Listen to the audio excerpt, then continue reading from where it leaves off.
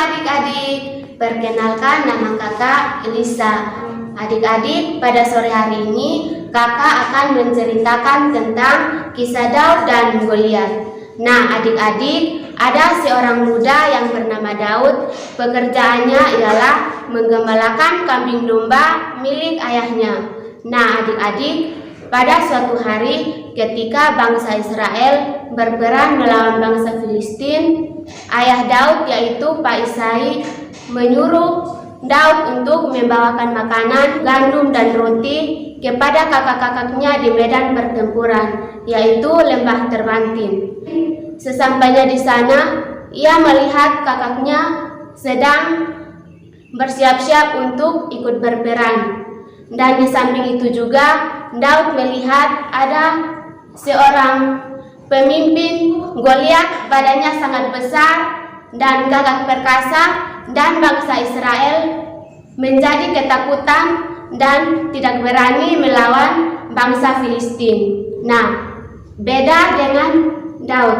Daud tidak takut dengan Goliat, dan Daud pergi ke Raja Saul untuk meminta izin untuk ikut berperang. Dan Raja Saul kaget dan berkata kepada Daud, "Bagaimana mungkin kamu bisa ikut berperang sedangkan kamu masih muda dan kamu tidak tahu cara berperang?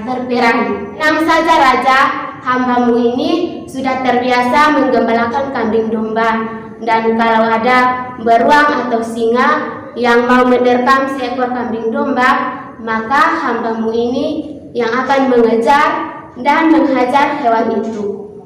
Dan Raja Saul memberikan izin kepada Daud untuk ikut berperang. Dan Daud membawa 5 batu yang diambil dari sungai dan membawa ke uban yang kita kenal dengan ketapel. Dan Daud maju bersama bangsa Israel untuk melawan bangsa Filistin. Dan di situ Goliat berdiri dan menantang Daud, tetapi Daud tidak peduli dengan Goliat.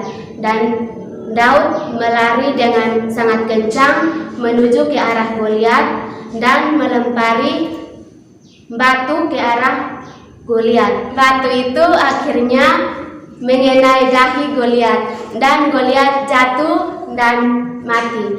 Dari cerita tentang Daud dan Goliat, kita harus belajar tentang 2 hal, yaitu yang pertama, kita belajar bahwa walaupun kita kecil, kita lemah, tetapi kita masih bisa menjadi pahlawan kecil Tuhan, asalkan kita mengandalkan Tuhan dalam segala sesuatu.